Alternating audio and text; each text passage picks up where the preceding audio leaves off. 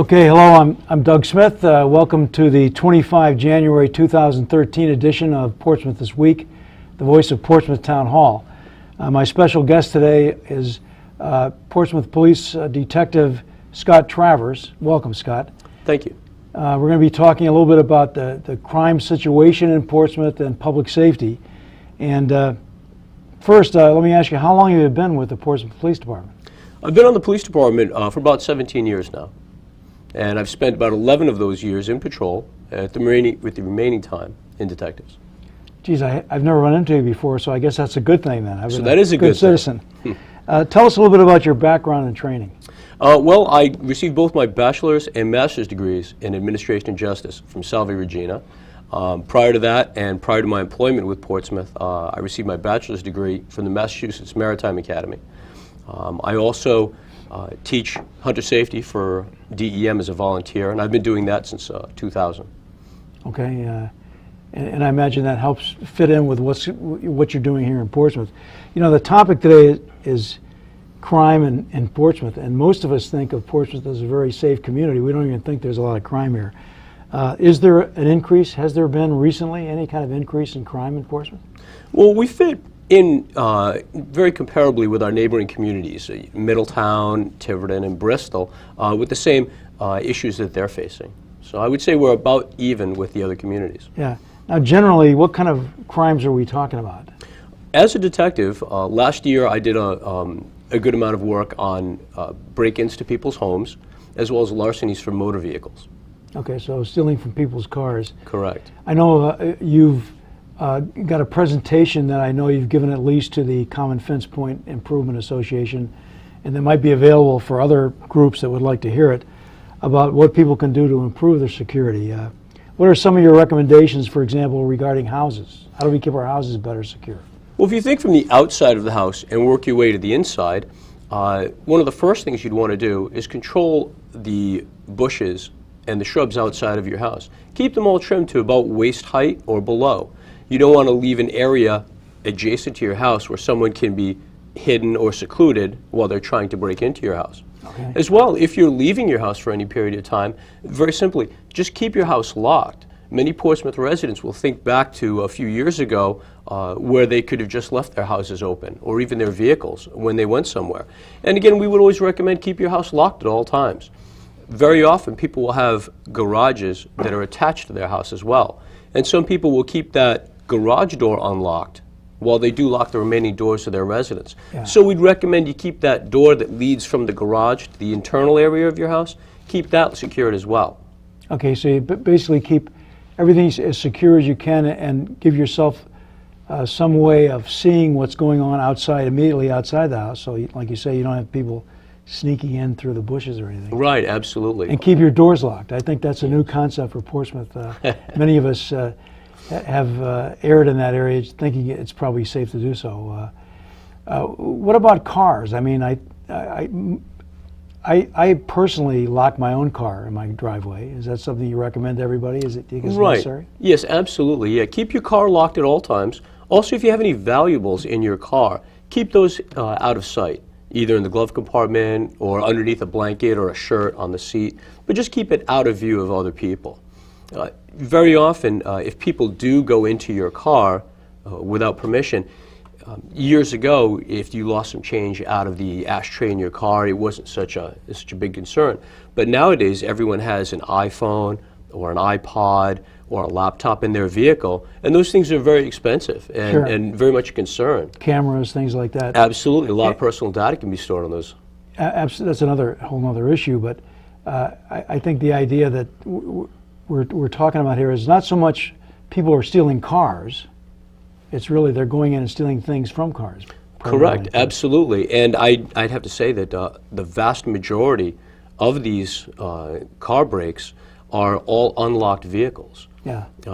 People will go through a neighborhood or through a certain area of Portsmouth and they'll try the car doors. If your car is locked, they'll leave it alone and they'll move on to the next house or the next area where they'll find an unlocked vehicle. You know, this is a little bit off what we talked about before, but it's somebody came up with the idea that on your key fob, usually everybody has electronic keys just about.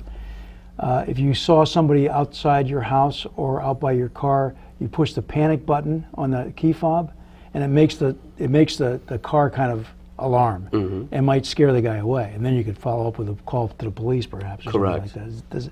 Does that actually make sense? It makes sense to me. It does make sense, absolutely. Anything like that, or a motion light, or something like that, anything to deter someone from staying in the immediate area, absolutely. I know one of the things you mentioned in your presentation is the idea of keeping certainly key records in your home safe.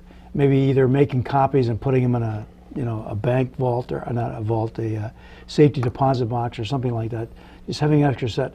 What kind of records are you talking about, and why is that important? Well, any kind of records that you have, again, passports, important identification things, the mortgage to your home, any insurance policies, things like that. Of course, we would recommend you keep those in a safe deposit box in an area where they would absolutely be safe from anything, theft, as well as anything such as a fire or a flood.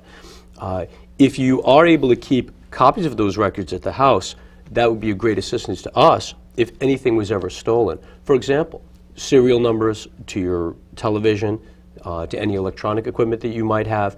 If these things are subsequently recovered in another community, we can always trace them back to your house and recover your items for you. See, that's something I don't think we think about very much, is when we buy something like that, we should keep those records somewhere and keep them safe. Maybe scan them or make a copy somewhere for that reason. I never even thought about that. Really. Absolutely. And another thing you can do, which is very good as well, just take photos throughout your house. Start at one end of your house and work your way to the other end, or perhaps a video walkthrough of your residence. And again, that's good for us as well as for yourself. If something is stolen from your house, you'll have a quick reference to look at to see exactly what potentially might be missing. It's very distressing when someone breaks into your house and violates, your security like that. Yeah. And very often when we respond, when we meet with victims initially, they have a lot on their mind, and they don't necessarily think of all the things that might be missing. If you had something like that to refer back to, it might help you out to better report what might be missing. As well, if there is any type of fire or any other type of loss. I was going to say, for insurance purposes. For insurance purposes, you'll have a great record of exactly what was in your house. Yeah, that sounds like really great advice. One of the terms you used, I noticed when I looked through your presentation notes, you talk about practicing good key control. What do you mean by that? That's correct. Key control is very, very important. If you have a key to your residence or keys to your vehicle, don't give those out to a lot of people. Try to keep control over who has access to those keys. Very often, if you have keys to your house made, you can have stamped on those keys, "Do not copy." Therefore, if someone, say you loan those keys to someone, they can't take it to a locksmith and have a copy made, because the locksmith generally will not copy something that says "do not copy" on it. Also, if your keys are lost, or if you give them to someone and they lose the keys, you should have your locks replaced as soon as possible. Yeah, a lot of people put keys like that. For example, a neighbor that you might say, "Here's a key in case I'm away" or something. Right. They put them on their keychain. Then if their keychain somehow gets in somebody else's hands, I suppose the same exact thing could happen if they figured out who these people were. And that point about "do not copy" is a really good one. I don't think we've thought about that. I also know that, like in my house, I probably shouldn't be saying this, but in my kitchen I have a key box, and it's got generally copies of all the keys, and I probably shouldn't have them in that place, because anybody that broke in could just go over and take all the keys. True, but again, if you kept that key box perhaps in a place out of sight, where nobody could see it. Yeah. Right, that'd be a good idea. Good point. I'll change that when I get home. The other thing is, I noticed, and this is kind of one of your key points, is that if you see something going on in your neighborhood that you don't think is right, what you recommend is don't confront whatever it is, call the police, let them know that you think something suspicious is happening. So I guess my question is, what kind of behavior, in your view, would be suspicious behavior? Anything out of the ordinary in your neighborhood would be suspicious behavior. It can be something as innocent as a young person walking through the neighborhood looking for their dog. If you're in the front of your yard and you see a young person come from the back of your yard saying something similar to that, "Oh, I was just looking for my dog," even though this person may not necessarily look suspicious in your eyes, a very simple look at them and say, well, do they have a leash in their hand? If they were to find their dog, they'd be able to walk it back. Something like that might trigger something in your mind to go, I better call that in. Okay. But what you don't want to do is grab the kid and say, I'm going to call the police or something. Right, absolutely, yeah. Definitely refrain from any type of confrontation. Okay. Absolutely. And call you guys up. Now, I guess that leads to another question about calling the police. You know, we all know, of course, in an emergency situation of some kind, call 911. That's what we're told from early age. What is the other number that they should call, and how do you make the distinction between calling? How do I know whether to call the regular number or the 911 number? What's the difference for me? Well, first of all, the regular number at the police station is 683-0300.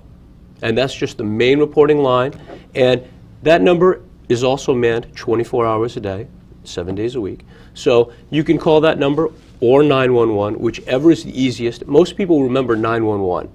Okay, so they'll call that in an emergent situation. The 683-0300 number would be more akin to suspicious activity, something that, well, I'm not quite sure if this is an emergency. That way we can keep our emergency lines open. Well, that would be my concern with calling 911, with some kind of quasi-trivial thing here. You don't want to tie up the real emergency line. Right.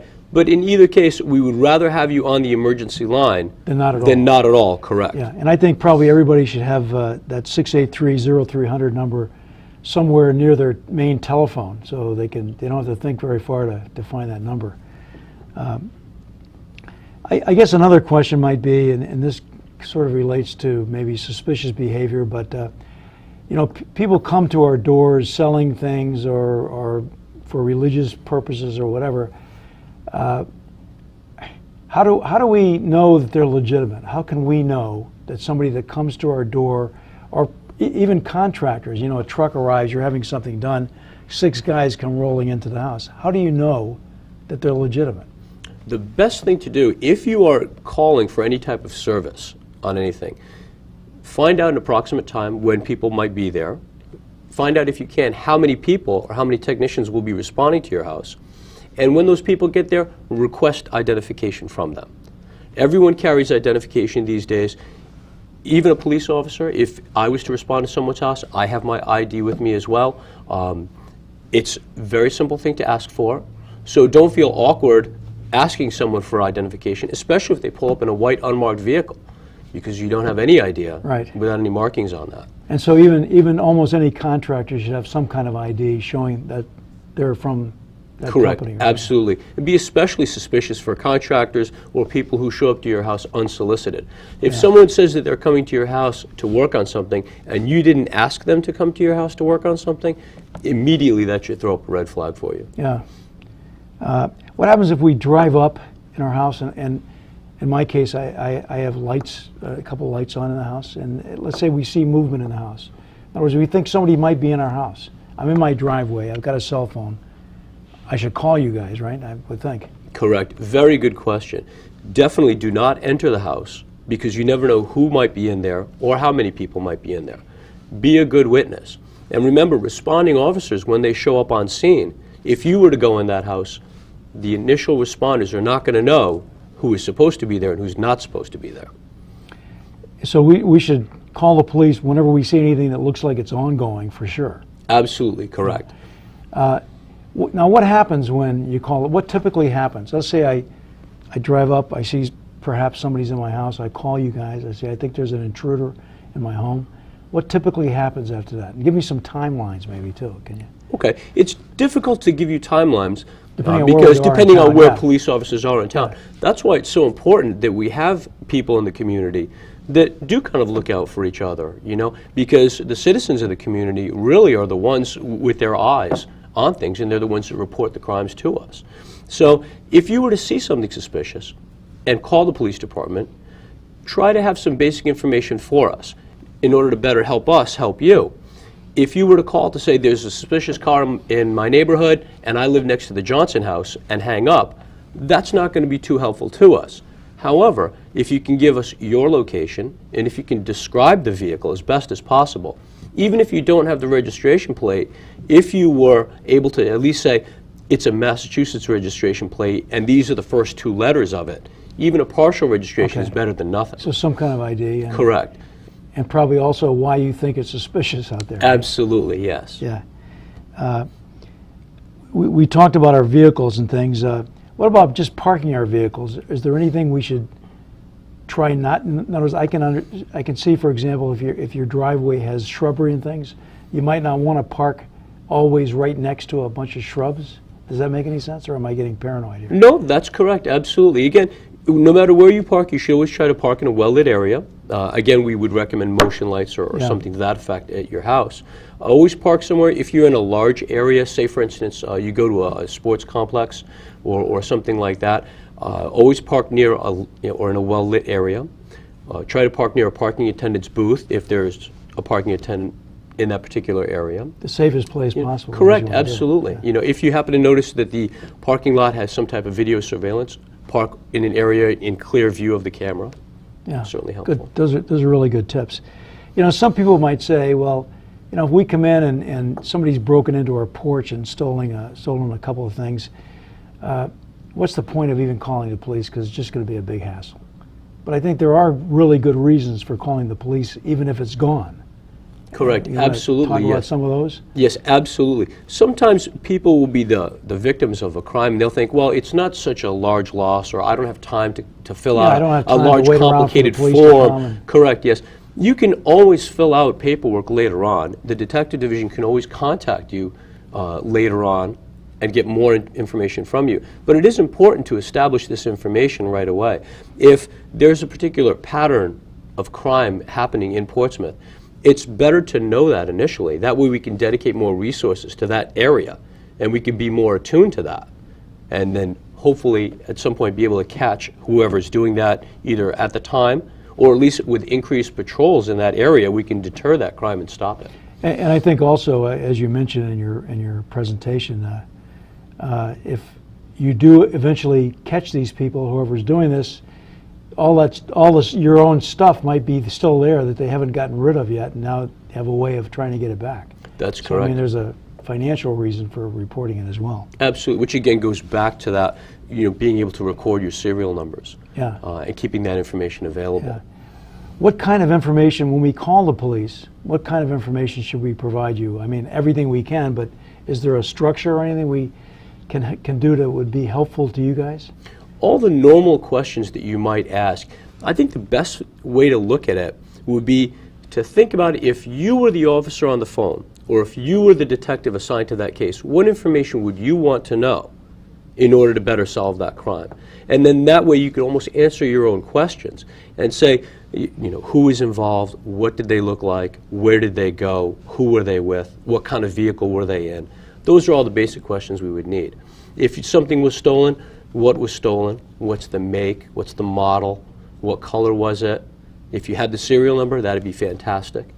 That way, if we've located the item later on, we could definitely get it back to you. Yeah, okay. All that really makes a lot of sense. One of the things that's a constant issue now is cyber crimes and things like online scams and all this kind of stuff, or even telephone calls that people call up out of the blue wanting to do something for you. The thing is, these are such nebulous things, and we might kind of be suspicious of them, but should we really call you guys on stuff like that, or do we just ignore it? Yes, definitely give us a call. That way, again, we can raise public awareness. We can talk about it in forums like this. Yeah, maybe it forms a pattern, like you say, and Correct. Maybe some people have gotten burned already by Correct, absolutely. Like and much like with internet purchases, if anything is too good to be true, it probably is. Absolutely, I know that. Not necessarily everybody in my family knows that, but I know that.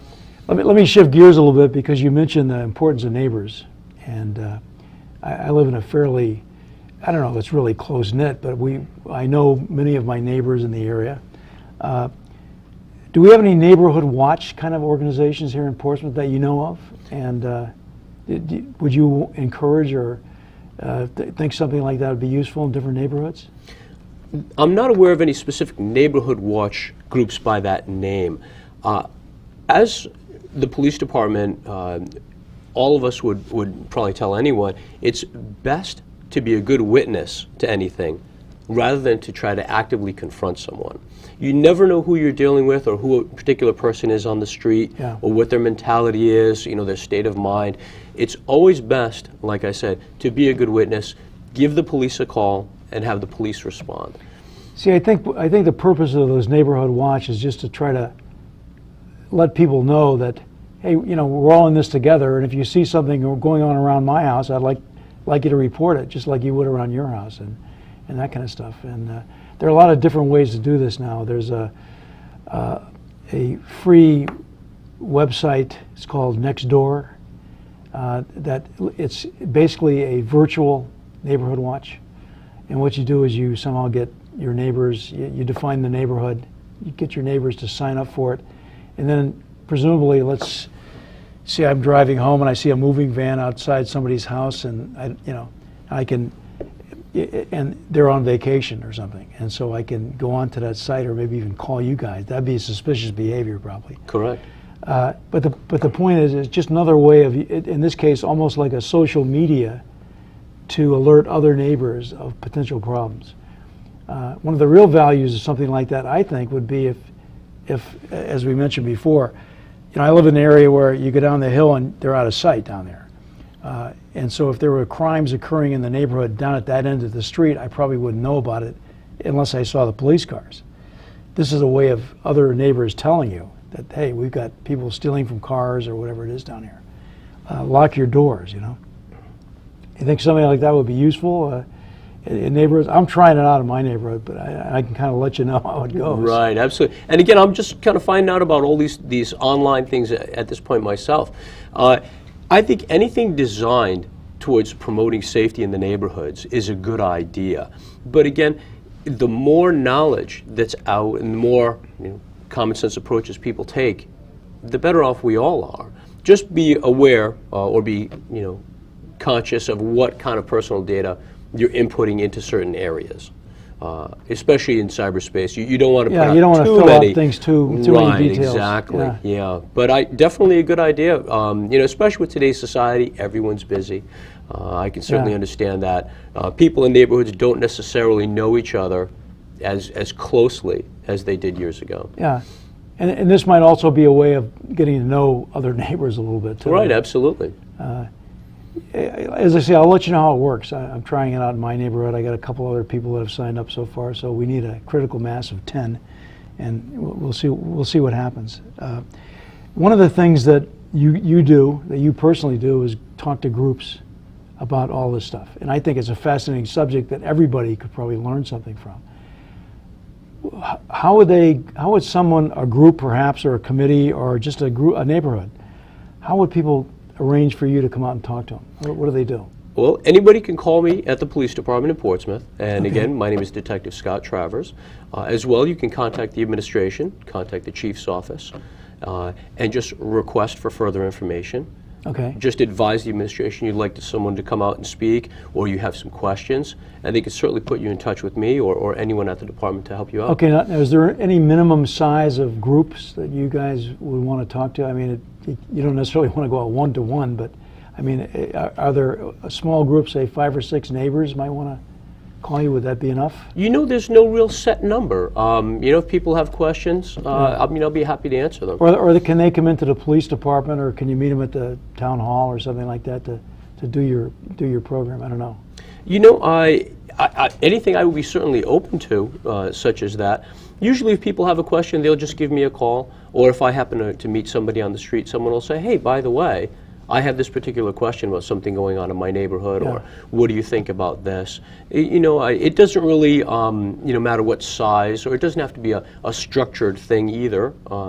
If anyone has any questions on anything, they can just give me a call. Okay, well, that's great. I hope this will elicit then some calls for this stuff, because I think it's really important that people know what they can do. Is any of this information available on the police website or the town website, do you know? I'm not sure who's managing the police website at this time, but I believe that some of this information, if not all of it, will be available shortly on the police website. Okay, because I think, as you say, times are changing now, and what's interesting is I think a lot of people at least check their email once a day. Correct. and maybe when they get home from work or before they leave for work or whatever. So there's an opportunity to make connections with people, usually once a day, and a lot of times it's a lot easier than trying to do it by telephone with voicemail and everything else getting tangled up. But I think it's important that we also advertise this stuff. That's the purpose of this program today, I think, is to try to sensitize people to what's going on. We're down to 3 minutes just about, Scott. What message would you like to leave with the people of Portsmouth regarding their own safety and awareness of criminal activities here? Well, again, I think the number one thing I would say would be to lock your house, lock your vehicles, keep everything secured as much as possible. Also, if you see any kind of activity that you're not familiar with, or which may potentially be suspicious, don't be afraid to call the police department. Very often, crimes are solved by neighbors who call in and let us know something is happening. Again, the community are the eyes and ears of the police department. So we're only one component of the total community. So, but the bottom line is you have to be told in order to do something about it. Correct, absolutely. Yeah. Notification. I think a lot of people sometimes get concerned about maybe it's something that's small, it's minor to them, and they don't want to get officially connected or something with this. Right. But we've got to continue to think of you guys as our trusted agents in this thing, and you know, this is Portsmouth's 375th year. We're pretty old in this town, some of us anyway. But maybe with any luck, with things like this program and your program, your crime information program, we can cut down our crime rate in honor of our 375th this year. I hope so anyway. Absolutely. I do want to take this opportunity, Scott, to thank you and all your compatriots down there at the police department for always being there for us. We all know that. And I hope you guys will be marching in the 375th parade. Gotcha. Well, thank you very much for having me here today, and we'll see you there. Not at all. In fact, I hope you'll come back. Before we close here, I need to say a few words. Pardon for the commercial for the 375th regarding our next event. Our next event is going to be on 17 February. That's a Sunday. It's at St. Barnabas Church, and it's going to be a part of the heart soup and salad a deal where we're having different kinds of soup made by various people in town. You'll get a chance to sample those and have a salad and breadsticks. But then the main thing is at about 1:15 we're going to get together and try to form a human heart. And we hopefully will get the fire truck down there to put the ladder up so they can take an overhead picture of this human heart with the 375th in the middle. And that'll be our kind of signature photograph going forward for the rest of the 375th year. So please, check with your steering committee member that you might happen to know, or there are a couple other places in town. But consider joining us for the We Love Portsmouth to be part of the Heart event on 17 February. I believe it's from 12 to 2. And at 1:15, we're going to be doing the Heart. So please come down and join us for that. Thank you very much, Scott, for being here today. And thank you all for joining us. See you next time.